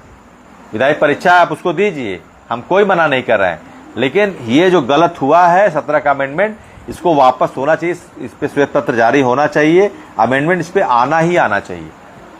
तो सभी संगठनों से मेरी एक करबद्ध अपील है, निवेदन है कि आप इसका एक प्रोग्राम बनाइए और इसका कार्यक्रम बनाइए, विस्तृत बनाइए, समय लेके बनाइए। कोई जल्दबाजी नहीं है, कोई जल्दबाजी नहीं है, समय लेके बनाइए। लेकिन जब बनाइए तो बैकफुट नहीं होना है, डटे रहना है, क्रमिक होना है, लगातार चलना है, महीने 2 महीने चलना है। तैयारी, मानसिक रूप से तैयार रहना है आपको, पीछे फिर नहीं हटना है। एक बात ध्यान दीजिए, पीछे फिर नहीं हटना है। हर राज्यों का अलग अलग दिन कराना है, अलग अलग दिन कराएंगे, हर राज्यों का कराएंगे। पीछे फिर नहीं हटना है। सभी संगठन आगे आए, कोई संगठन भी नहीं रहे जो पीछे रह जाए, सभी आगे आए। और जब उतरिए तो कुछ लेके ही जाना है, इस शर्त पे उतरिए। और बाकी लीगल टीम की जो जिम्मेदारी है, 17 के अमेंडमेंट वाला जो मसला है, क्यूरेटिव वाला मसला है, हम बताएं कि भारत के पूर्व मुख्य न्यायाधीश के माध्यम से हम लीगल ओपिनियन ले रहे हैं, आपको बता दूं। और इस पे हम बहुत ही मजबूत क्यूरेटिव सर्टिफिकेशन दाखिल करेंगे। लेकिन कब? विधायी प्रयासों के कुछ समय के बाद, अभी जल्दबाजी नहीं है। आपको पूरी तरीके से हम इसमें राहत दिलाएंगे, ये हमारा वादा है। हम इसमें अंतिम सांस तक लड़ेंगे। हम यहां तक अगर लाए हैं, लीगल टीम ने आपके लिए कुछ लाया ही है, कुछ खोया नहीं है, कुछ पाया ही है। यहां तक संघर्ष खींच के लाए हैं तो आगे भी आपको संघर्ष में अकेला नहीं छोड़ेंगे। ये तो लिखना मत भूलिए कि लीगल टीम ने अब साथ छोड़ दिया है, लीगल टीम अब सामने नहीं आ रही है, लीगल टीम हमको छोड़ दी है, लीगल टीम अब नहीं कुछ बोल रही है, लीगल टीम लाइव नहीं आ रही। हम बिल्कुल आएंगे, हमेशा आएंगे, हम आपके साथ ही हैं। लीगल टीम हमेशा आपके साथ है।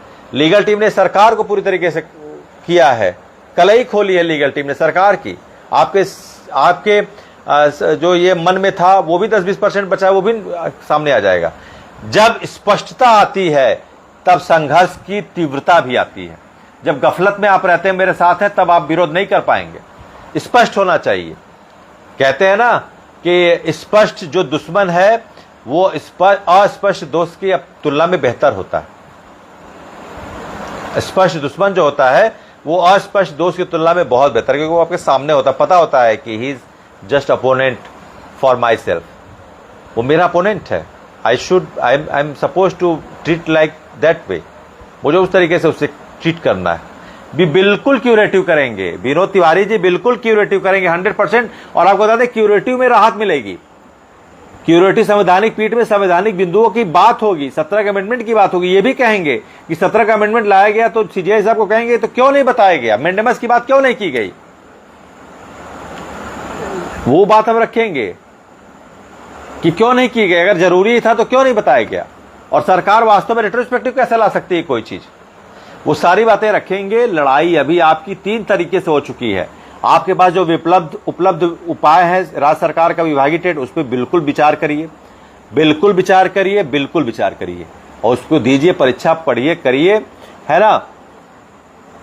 और दूसरी बात, विधायी प्रयास के लिए उस स्तर के सभी संगठन विरोध प्रदर्शन करें, और हम उनके साथ हैं, बिल्कुल साथ हैं, हम आपके लिए तन मन धन साथ हैं, हम आपके साथ खड़े होंगे। और 3 अगस्त तक आप वेट कर लीजिए, देख लीजिए, चीजें स्पष्ट हो जाएंगी तो और आपके विरोध में एक अलग तरह की वो बातें रहेंगी। जब आप जान जाएंगे केंद्र सरकार हमारे साथ है ही नहीं है, अटॉर्नी जनरल खुलेआम कह रहे हैं कि ये रिट्रोस्पेक्टिव होगा, ये 11 के पहले के लोगों के लिए है, तब तो आप स्पष्ट हो जाएंगे, तब तो आपको मानना पड़ेगा कि असली नियोजक केंद्र सरकार है, तब रखिए। और क्यूरेटिव तो हम जरूर जाएंगे, वहां पर संवैधानिक विश्लेषण होगा कि इतने बड़े संख्या में शिक्षकों को क्यों अंधेरे में रखा गया 17 के अमेंडमेंट को लेकर, क्यों नहीं बताया गया, इनके आर्टिकल 16 का उल्लंघन क्यों हो रहा है, इनकी सेवा सुरक्षा के लिए क्यों नहीं बात हो रही है, सर्विस सर्वाइवल के लिए इन्फोर्समेंट क्यों किया जा रहा है, इनका इंक्रीमेंट रोकिए जब तक नहीं देते हैं। लेकिन सर्विस सर्वाइवल की बात नहीं होनी चाहिए, आज तक कभी नहीं हुआ है।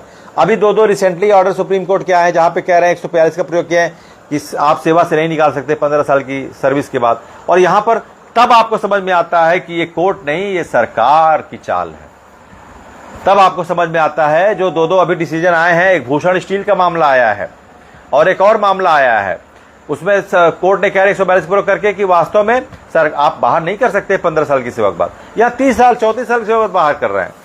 तो कहने का मतलब ये है ये सरकार है, ये कोर्ट तो बहुत अच्छा डिसीजन हमको दे दी है, अपने टेस्टिमोनियल तो हमारे खिलाफ था, तभी 30 साल का समय दे दी है और आगे भी देगी। कोर्ट में हम लड़ेंगे, इनको और हम क्लियर करेंगे।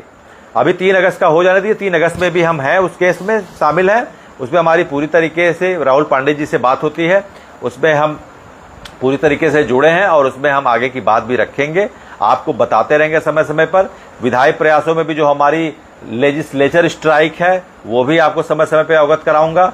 अभी मैं थोड़ा सा मनन में बैठा था, 15-20 दिन से मैं उस चीज़ों का मनन कर रहा था, उसका एक समराइज ब्लूप्रिंट तैयार कर रहा हूँ, किस तरीके से अपने शिक्षकों के लिए लड़ाई मुझे लड़ना है वो मैं तैयार कर रहा हूँ। जल्दी सारी चीज़ों को आपके सामने ऑफिशियली मैं बताऊंगा, उसको थोड़ा समय दीजिए। इस लड़ाई को जब हाथ में लिया गया तो अंतिम सांस तक लड़ेंगे, क्यूरेटिव में भी जाएंगे लेकिन स्ट्रेटेजिक तरीके से जाएंगे। लड़ाई फंसाना नहीं है, लड़ाई जीतने पे ध्यान है, आपको बता दें, फंसाना नहीं है। तो सारी बातों को आप पूरी तरीके से समझ गए होंगे और आप जो भी आगे के विषय होंगे वो समय समय पे हम बताएंगे। थोड़ा समय हमको दीजिए। अगर विभागीय परीक्षा आपकी हो रही है तो विभागीय परीक्षा पे आप बिल्कुल फोकस करिए, वो करिए, लेकिन लीगल टीम विभागीय परीक्षा से संतुष्ट नहीं है। लीगल टीम इसके बाद विधायी प्रयास के लिए भी संगठन जो है उनके साथ भी खड़ी है। लीगल टीम इसके लिए क्यूरेटिव पिटीशन भी समय के बाद जरूर दाखिल करेगी और जो सरकार का असली चेहरा है उसको उजागर करेगी, बिल्कुल करेगी। क्यूरेटिव में हम पूरी तरीके से उजागर करेंगे। हमारे पास कुछ इस तरह के टेस्टिमोनियल हैं, हम ये बात रखेंगे कि अंधेरे में रखा गया है हम लोगों को। इस लोकतंत्र में एक कर्मचारी के साथ इतना बड़ा धोखा नहीं किया है आज तक कभी किसी सरकार ने, जितना बड़ा धोखा इस सरकार ने किया है। It is the biggest mischief that has been done with us. बहुत बड़ा मिसचीफ हुआ हमारे साथ, ऐसा कभी हुआ ही नहीं था। तो इसको हम रखेंगे कोर्ट में कि सरकार ने कितना बड़ा मिसचीफ हमारे साथ किया है। और अगर सरकार हमारे साथ है तो स्वागत है, सरकार आए 3 अगस्त को अटॉर्नी जनरल कहे, श्वेत पत्र जारी करे उसको। अगर सरकार क्वालिटी एजुकेशन की बात ही कह रही है और वास्तव में 17 का अमेंडमेंट 11 के पहले वालों के लिए नहीं है, तो उसके लिए श्वेत पत्र जारी करे, उसका अभी भी स्वागत है, अभिनंदन है। ठीक है, तो इसलिए कहने का मतलब यह है कि सारी बातें आपके बीच मैंने रखी, ये सारी स्ट्रेटजी है। सरकार को पूरी तरीके से आप जानिए। सरकार, मैंने आपको इकोनॉमिकल भी जो चीज़ें हैं सरकार दिमाग में जो चल रहा है, जो नीति आयोग की बैठक हुई है, कॉस्ट कटिंग की बात हुई है, पीपीपी मॉडल की बात हुई है, और विभागों को लेकर जो आगे की उनकी कार्य योजना है 2047 इकोनॉमिकल फ्रेमवर्क की बात हो रही है, और सोशल सिक्योरिटीज़ के 2 non revenue generated department health education में किस तरह कॉस्ट कटिंग की जाए, इसका जो उनका आगे का प्रोजेक्ट है उस पर भी मैंने आपको एक बहुत एक है वो मैं आपको बताऊंगा बाद में, वो थोड़ा सा डिटेल है, उसको किसी दिन इंटरेक्टिव पैनल पे मैं आपको समझाऊंगा किस तरह सरकार की बहुत बड़ी प्लानिंग है इस पर। वो कभी इंटरेक्टिव पैनल पे समझाऊंगा, ये वर्बली नहीं, ये मैं आपको एक स्टैटिक्स मॉडल में इसको समझाऊंगा किस तरीके से सरकार का आगे का प्लान है। तो वो मैं बिल्कुल बताऊंगा, करूंगा, और आगे जो भी रहेगा बताऊंगा। आप विभागीय अगर सरकार आपके लिए कुछ करे, और सबसे बड़ी बात आपस में ये बंद कर दीजिए, विभागीय अगर सरकार करा रही तो वो अपने विधिक जो उसके अधिकार है उसके अंदर ही करा रही है। ये विभागीय का मतलब आप ये मत फैलाइए आप कि सरकार किसी तरीके से शिक्षकों के लिए वो कर रही है ना, थर्ड पार्टी एश्योरेंस दे रही है। ये अपने भाइयों के साथ आप दगाबाजी मत करिए, गलत अफवाह मत फैलाइए, और ये फालतू के सोशल मीडिया के जो स्क्रिप्टेड आप लोग वेल स्क्रिप्टेड और वायरल करते हैं फालतू की चीज़ें अनऑथेंटिक, वो मत करिए। विभागीय का मतलब ही होता है कि सेवारत शिक्षकों के लिए आयोजित की जाने वाली परीक्षा, यही इसका मतलब है, समझते हैं, यही इसका मतलब है ना। जैसे कहा जाता है ना कि दाब क्या होता है, व्हाट इज प्रेशर, तो कहते हैं ना एकांक क्षेत्रफल पर लगने वाले प्रभाव को ही, बल को ही दाब कहते हैं। तो इसकी परिभाषा ये है कि विभागीय परीक्षा का मतलब है सेवारत शिक्षकों के लिए आयोजित की जाने वाली परीक्षा, इसके अलावा दूसरी लाइन है ही नहीं। तो अपने से मत जोड़िए, कुछ अपने से जोड़ के कुछ मिस इंटरप्रिटेशन मत करिए। विभागीय का मतलब है कि सेवारत शिक्षकों को 2 साल में ज़्यादा से ज़्यादा मौका देना है, और उनको मौका देके परीक्षा में उनको मौका देके उनके लिए अवसरों की पर्याप्त उपलब्धता सुनिश्चित कराई जाए। तो ये है विभागीय की परिभाषा, इसको गलत परिभाषित मत करिए। बाकी सारी जो चीज़ें हैं आगे हम क्यूरेटिव के लिए देख रहे हैं, अभी जल्दबाजी कोई नहीं है। 2017 अमेंडमेंट 3 अगस्त के लिए भी हमारा ध्यान है, और विधायी प्रयास के लिए जितने भी संगठन है जो 70 साल 60 साल 50 साल 45 साल 35 साल इतने पुराने संगठन हैं, अब आपका टाइम आया है, अब आपको आना है आगे।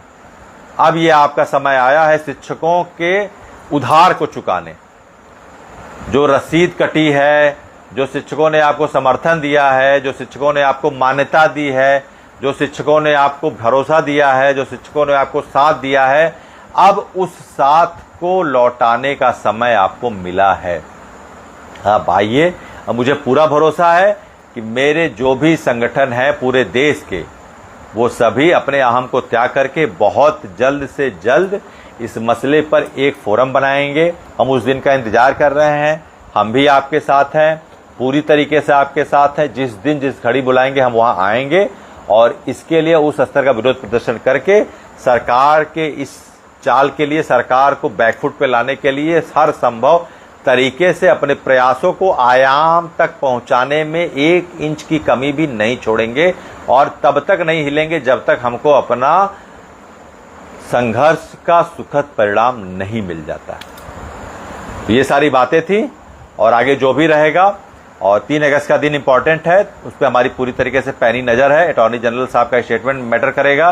13 मई को अपेक्षा थी कि बहुत कुछ दूध का दूध पानी का पानी हो जाएगा, 3 अगस्त को होगा फिर हमारा उसी तरीके से। लेकिन आपको बता दूं, किसी एक शिक्षक की नौकरी के लिए भी हम लड़ रहे थे, लड़ रहे हैं, और लड़ रहे आगे भी लड़ेंगे।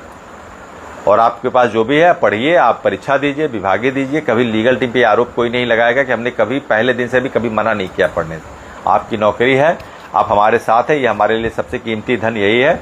हम विधायी प्रयास, लीगल प्रयास उसके लिए तैयारी में हैं और आगे भी अपने इस तैयारी को अपने अंतिम सांस तक इसको लड़ेंगे और जरूर अपने उस सुखद परिणाम के लिए अपने अपेक्षित जो भी प्रयास हैं उनको कार्य रूप देने में कोई कसर नहीं छोड़ेंगे। बहुत बहुत धन्यवाद। और क्या 18 जून को कुछ अच्छा नहीं, ठीक है, वो आप करिए, बिल्कुल 18 जून को जो ज्ञापन देना है बिल्कुल करिए। 18 जून को ज्ञापन देना है। मध्य प्रदेश में हमारे विरोध है। बिहार के देखिए, बिहार के साथी बहुत बार मैंने कहा था, वहां के शिक्षक अलग ही यूफोरिया में थे। वो कह रहे थे हम तो दक्षता दिए हैं।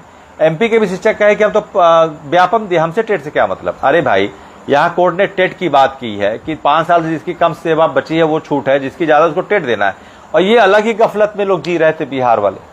मुझे तो कभी कभी लगता है कि शिक्षक इतना कैसे असंवेदनशील और इतना वो हो सकता है, लापरवाह हो सकता है कि वो उस आदेश को बिहार से एक न संगठन ने किया न सरकार आई।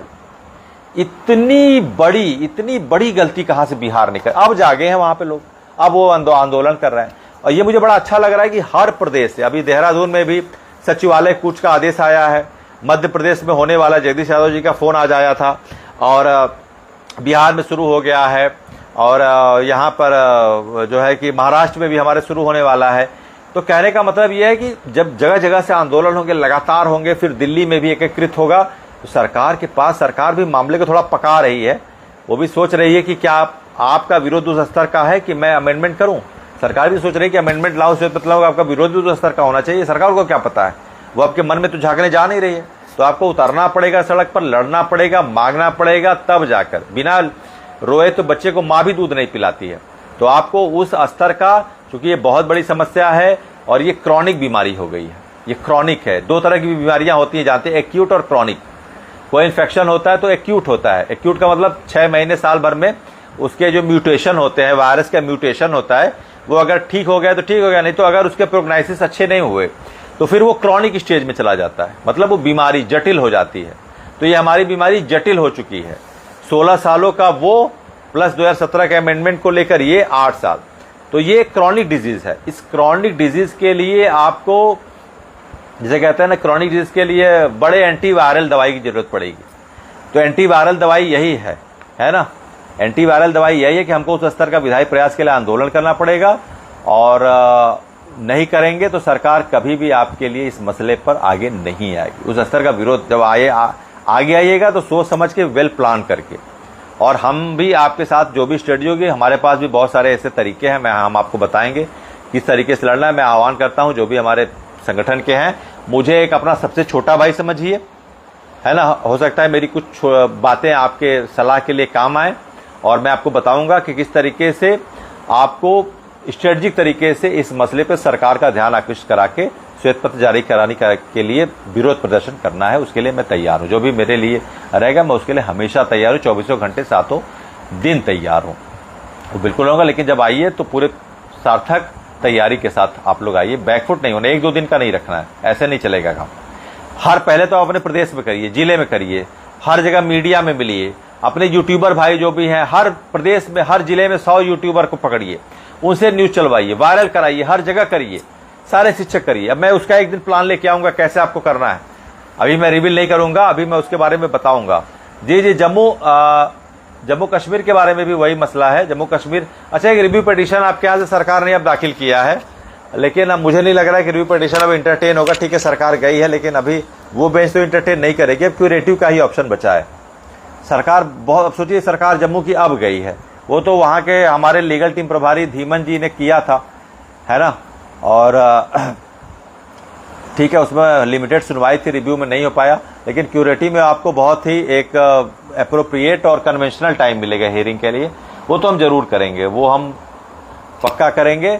अगर हमारे शिक्षक पास भी हो जाते हैं तब भी हम करेंगे कि कल को 10 साल बाद कम से कम हम ये तो नहीं पछताना होगा कि ठीक है पास तो हो गए थे यार, लेकिन लड़ना चाहिए था। हो सकता है कि हम लड़के अपने इस गलत पॉलिसी मैटर के विरोध तो किए, कम से कम बुढ़ापे में सुकून तो मिलेगा, चैन तो मिलेगा जब बैठेंगे रिटायर होके कि हमने अंतिम समय तक इस लड़ाई को लड़ा है और जीता भी है। तो उसके लिए हम जरूर लड़ेंगे। और आपके साथ दिल से जुड़ी है लीगल टीम, दिल से जुड़ी रहेगी। यूपी ही नहीं, पूरा भारत लीगल टीम का है और लीगल टीम पूरे भारत की है। ये एक शब्द मैं आपको बताना चाहूँ, तो ये बिल्कुल मत सोचिए। कि हम यूपी के लिए जो चीज़ें चल रही हैं वो हर स्टेट में, अब उत्तराखंड भी आएगा, उत्तराखंड भी कराएगा, सब कराए। वो लीगल टीम, आपकी लीगल टीम के प्रयास का ही नतीजा जो स्टेट गवर्नमेंट उसी आदेश के क्रम में पैरा 34 के क्रम में ये दे रही है कि विवाह करके एक ऐसा मीडियोकर रास्ता निकाला जाए कि कोर्ट की हायरार्की भी रह जाए और सबकी नौकरी भी बच जाए। ये एक तरीका है। फिर भी लेकिन हम लड़ेंगे, फिर भी विधायी प्रयास के लिए कहेंगे आपने 17 का अमेंडमेंट क्यों लाया रेट्रोस्पेक्टिव, उसके लिए श्वेत पत्र जारी करिए और लीगल लड़ाई भी लड़ेंगे। चलिए, बहुत कुछ हो गया, गला भी मेरा सूख गया आपके बीच आकर, मैं भी वो हो जाता हूँ। और आपसे इतना लगाव है, आपसे इतना संबल मिलता है, साथ मिलता है। मेरी कोई हैसियत नहीं है, लेकिन आपने ये मौका, एक जिम्मेदारी दी है, तो प्रभु का आशीर्वाद है, आप लोग का साथ है, समर्थन है। तो इतना जरूर कोशिश रहती है कि मन, कर्म, वचन और अंतःकरण से इस संघर्ष को मैं और मेरी टीम, हम लोगों ने उठाया है और इसको अंतिम समय तक, जब तक हमको निर्णय नहीं मिल जाता, इसका नीतिगत विरोध जारी रहे। बहुत बहुत धन्यवाद जी। मानसून सत्र में विरोध करेंगे, अब उसी के लिए तैयारी करनी, मानसून सत्र चले उसी समय जो होगा, और उसकी कुछ स्ट्रेटजी है, मैं आपको बताऊंगा मानसून सत्र में किस तरीके से हमको वो लाना है, वो मैं आपको बाद में बताऊंगा, बहुत जल्दी बताऊंगा कि मानसून सत्र में किस तरीके से आपकी आवाज सरकार तक पहुंचेगी। सेवारत शिक्षकों के लिए सरकार वो एक मॉडल लाएगी बहन जी, और उसमें सरकार उस तरीके से उनके, देखिए यहाँ पर कोई भी एनसीटी के पैरामीटर का उल्लंघन नहीं होगा, 150 क्वेश्चन ही होंगे, परीक्षा होगी। और वास्तव में तो देखिए सरकार के पास कॉन्करेंट लिस्ट में अधिकार है, सरकार के पास पूरा अधिकार है, वो किसी तरीके से परीक्षा सेवारत के लिए आयोजित कर सकता है, लेकिन उन तरीकों को अपना सकता है जिसको भविष्य में कोई लीगल चैलेंज न कर सके। वो सरकार भी जान रही, हमसे ज़्यादा वो समझदार है, उनके भी एडवोकेट जनरल हैं, उनके भी लीगल एडवाइज़र हैं, है ना। वो भी ऐसा नहीं है कि निकाल देगी आदेश बिना किसी लीगल वो अफर्मेशन के।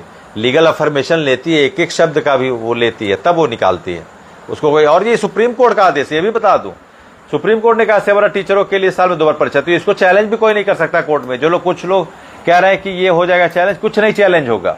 ये सुप्रीम कोर्ट का आदेश है, सेवारत टीचरों के लिए सरकार करा रही है, और उसके शब्द भी पूरी तरीके से उन उपबंधों का पालन करेंगे जो अधिकार सुप्रीम कोर्ट ने अपने आदेश में दिया है, और जो भविष्य में किसी भी तरीके से चुनौती के लायक नहीं रहेगा।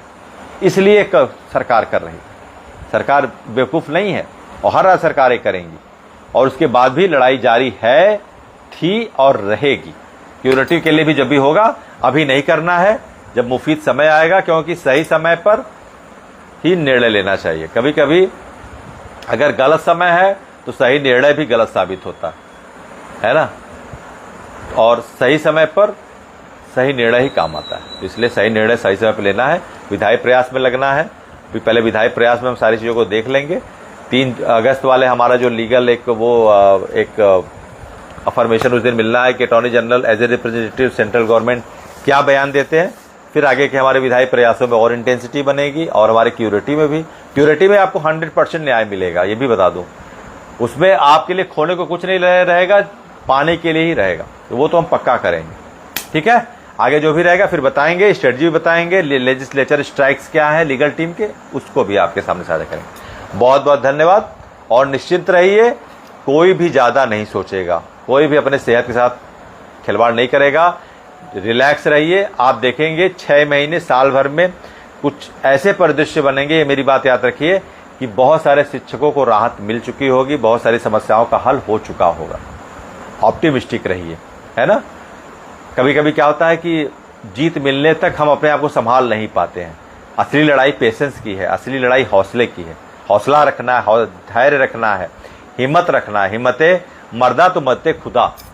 और कभी ये तो जीवन कितना अमूल्य है, हमारे बच्चे हमारा मुंह देख रहे हैं, हमारे पत्नी, हमारे जो डिपेंडेंट है, हमारे माँ बाप हैं। हाँ, कितना महत्वपूर्ण जीवन है, कितना महत्वपूर्ण हमारा सारी चीज़ें हैं। अरे संघर्ष किसके जीवन में? भगवान राम के जीवन में संघर्ष आया था, भगवान कृष्ण के जीवन में संघर्ष आया था। हम तो आम इंसान हैं, तो आप संघर्ष से क्यों भाग रहे हैं? संघर्ष से क्यों आप वो कर रहे हैं? संघर्ष से लड़ेंगे, ओवरकम करेंगे, जीतेंगे। कल को 1 साल 2 साल बाद आप फिर वही बात करेंगे कि यार 2025 में एक ऑर्डर आया था, हम लोग ऐसे ऐसे लड़े, इतना वो किए, इतना ये हुआ, ऐसे होता था, और हम लोग फिर अपने बच्चों को, पोता पोतियों को कहानी आप सुनाएंगे कि लड़े थे यार और जीते थे, बहुत बढ़िया जो है कि हम लोग लड़े और बहुत वो हुआ, ऐसे हुआ, वैसे हुआ। तो वो दिन भी आएगा। ठीक है, चलिए, बहुत बहुत धन्यवाद सभी को, शुभ रात्रि, और एक अच्छे नोट पे ये बात खत्म करूंगा कि हमारे सभी शिक्षक साथी बिल्कुल अपने सेहत का ख्याल रखेंगे और आपकी लड़ाई के अब बहुत सारे रास्ते बन गए हैं। विभागीय टेट है, लीगल तरीके बचे हैं, बहुत कुछ होगा। अभी लेजिस्लेचर रेमेडीज भी सरकार लाएगी, जब पूरा विरोध होगा लेजिस्लेचर रेमेडीज 100% आएगी, उस स्तर का विरोध किया जाएगा। धीरे धीरे हर राज्यों में वो सुलग रहा है। जब तक यहां नहीं सुलगता है तब तक कोई भी नेता संगठन का बुलाए कोई नहीं जाता है। जब यहां सुलगता है, जब प्रेरणा आती है, तभी लोग वास्तव में किसी आंदोलन के लिए तैयार होते हैं।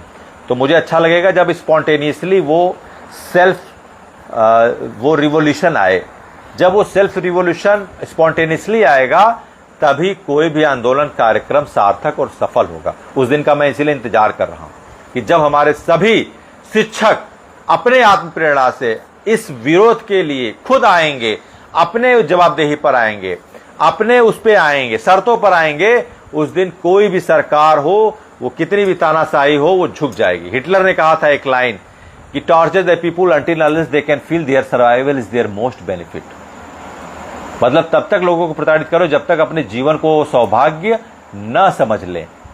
तो आपको उसके पहले चेत जाना है, आपको ये समझ लेना है, आपके अंदर आत्म प्रेरणा आनी चाहिए कि हमारी लड़ाई है, हमको आगे आना होगा, हमको जाना होगा, हमको भविष्य का सोचना होगा। हम नहीं उतरे तो टेट पहली समस्या है, आखिरी नहीं। मैं आपको बता दूं, टेट पहली समस्या है, इस समस्याओं की श्रृंखला की पहली समस्या है।